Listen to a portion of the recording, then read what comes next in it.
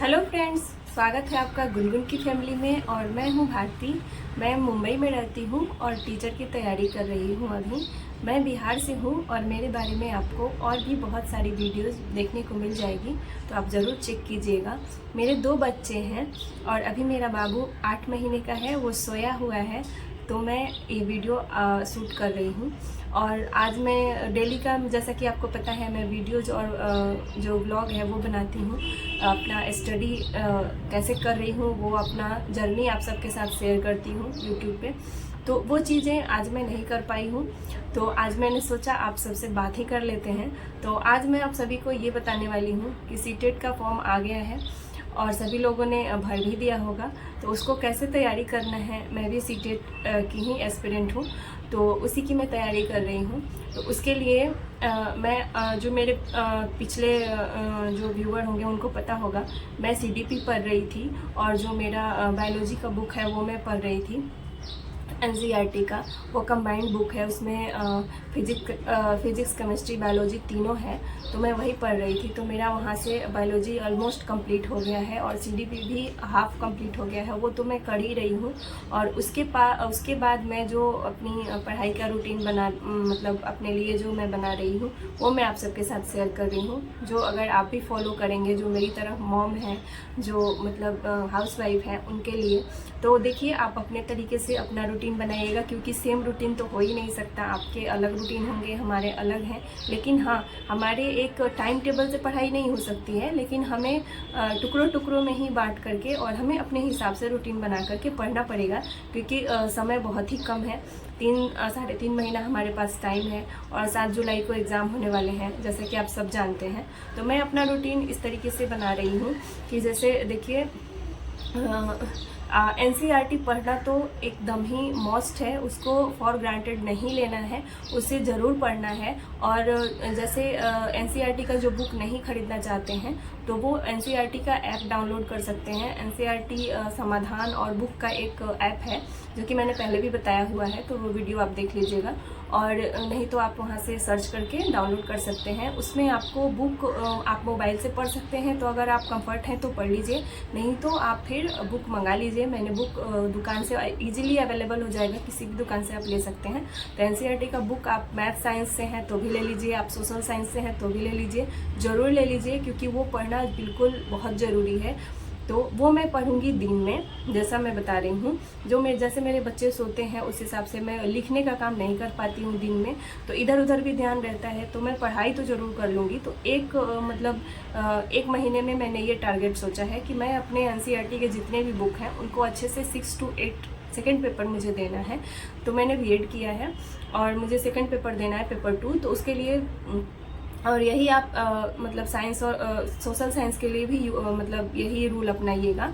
तो आपको एनसीईआरटी पढ़ लेना है अच्छे से, और उसके बाद पहले राउंड में और उसको मतलब अंडरलाइन करते जाना है, और सेकेंड टाइम हमें उसका नोट्स बनाना है अपने हाथों से। क्योंकि देखिए, कोई टीचर बना के देता है या कहीं से भी आपको ऑनलाइन मिल जाता है, तो ये तो मतलब अच्छी बात है, मिल जाता है, लेकिन जब आप खुद से बनाएंगे ना, तो आपका खुद का नोट्स होगा और आपको जल्दी ज़्यादा याद रहेगा।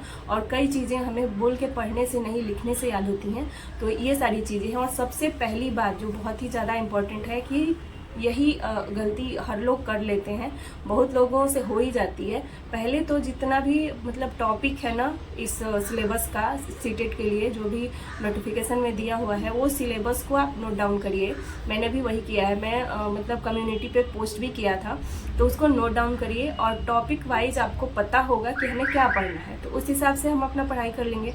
तो टॉपिक वाइज भी पढ़ लेंगे। अगर वो टॉपिक नहीं मिलता है तो हम कहीं सोशल मीडिया के जरिए यूट्यूब पे सर्च करके पढ़ लेंगे या फिर गूगल से सर्च करके पढ़ लेंगे। तो वो टॉपिक वाइज पढ़ना बहुत ज़रूरी है। और उसके बाद हमें मतलब मॉक टेस्ट लगाना है, तो मैं दिन में अपना जो है वो पढ़ाई कर लूँगी, रात में जैसे मतलब मैथ्स बनाऊँगी या फिर अपना मॉक टेस्ट लगाऊँगी। उसका मैं देख लूँगी कि एक दिन गैप करके करना है या कैसे करना है। तो जो मैं पढ़ूँगी तो मॉक टेस्ट भी साथ साथ में लगाना है रात को। ये टाइम मैनेजमेंट में हमें बहुत मतलब शुरू में तो नहीं हो पाएगा, लेकिन धीरे धीरे जब आप करेंगे तो आपको पता चलेगा कि हम टाइम के अनुसार अपना क्वेश्चन जो है वो कितना देर करके कर रहे हैं या पहले कर रहे हैं या अच्छे से टाइम से कर रहे हैं, तो वो क्लियर हो जाएगा। तो साथ साथ मॉक टेस्ट भी देना है और प्रीवियस ईयर क्वेश्चन भी आप मोबाइल से मॉक टेस्ट दीजिए। और इसके लिए टेक्स्ट बुक ऐप आप डाउनलोड कर लीजिए और उसमें आप पास प्रो और जो कि उसमें दिया हुआ है, जब आप डाउनलोड करेंगे तो वो आप उसमें से खरीद लीजिए। वो उसमें सारे मतलब मॉक टेस्ट मिल जाएंगे, प्रीवियस ईयर क्वेश्चन मिल जाएंगे, तो वहाँ से आप ऑनलाइन लगा लेंगे। और ऑफलाइन भी किरण पब्लिकेशन की बुक आती है, वो मैंने मंगाया है, वो आप ले लीजिए। उसका आप ज़रूर रोज़ एक जो भी आप टॉपिक पढ़ें टॉपिक वाइज उसमें से मतलब जो PYQ है प्रीवियस ईयर क्वेश्चन वो आप लगाते रहिए। तो ये चीज़ मैं सुबह में करूँगी, जो प्रीवियस ईयर का क्वेश्चन है वो सुबह लगाऊंगी और रिवीजन करूंगी। जो भी हम दिन में पढ़ेंगे उसको हम रिवीजन करेंगे। या आप डेली बाय डेली कर लीजिए, मैं तो डेली सोची हूँ, और नहीं तो आप हफ्ते में कर लीजिए, हर संडे को, या जिससे जैसे भी आपका शेड्यूल बनता हो। और एक चीज़ और कि आप बहुत सारे टीचर को लेकर के मत चलिए, किसी भी एक टीचर को पकड़िए और उनसे ही आपका बेड़ा पार हो जाएगा। तो और मैं अगले वीडियो में ये भी बताऊंगी कि मैं किस तरीके से पिछले एग्जाम में जो मैंने गलती करी है वो मैं इस बार नहीं करना चाहती बिल्कुल भी। तो ये तो अलग ही टॉपिक हो गया, ये मैं आपको बताऊंगी जो मैं इस बार नहीं करने वाली हूँ। तो इस बार अच्छे से हम पढ़ना चाहते हैं। और जो हाउस वाइफ है उनको मैं एक चीज़ और बता दूँ कि अगर आपके दिमाग में ये चल रहा होगा कि 3 महीने का टाइम है, 3.5 महीने का, तो ये महीना कैसे भी जाएगा, अगले महीने में हम 2 महीने में तैयारी कर लेंगे, तो बिल्कुल भी ऐसा नहीं है। बहुत ही लेंदी इसका मतलब सिलेबस है और उसको अच्छे से दिल जान से पढ़ना होगा, मतलब पूरा अपना 100% देना है, तभी जाके रिजल्ट मतलब आ पाएगा। क्योंकि देखिए हमारे पास बीबी हैं, हमारे पास बच्चे हैं, घर के काम है, बहुत सारी जिम्मेदारियां हैं, सबको देखना है, फिर हमें पढ़ाई करना है। तो हम उस रेस में तो आते ही नहीं है जो सिर्फ पढ़ाई करते हैं। अगर जिनकी शादी नहीं हुई है, जो सिर्फ स्टूडेंट हैं, जो सिर्फ अपना तैयारी कर रहे हैं, उस रेस के घोड़े तो हम हैं ही नहीं, हम उनमें तो कहीं भी नहीं आते, हम बहुत ही पीछे हैं। तो अपने आप को हमें उनके लाइन में खड़ा करने के लिए भी हमें बहुत सारे मेहनत करने पड़ेंगे।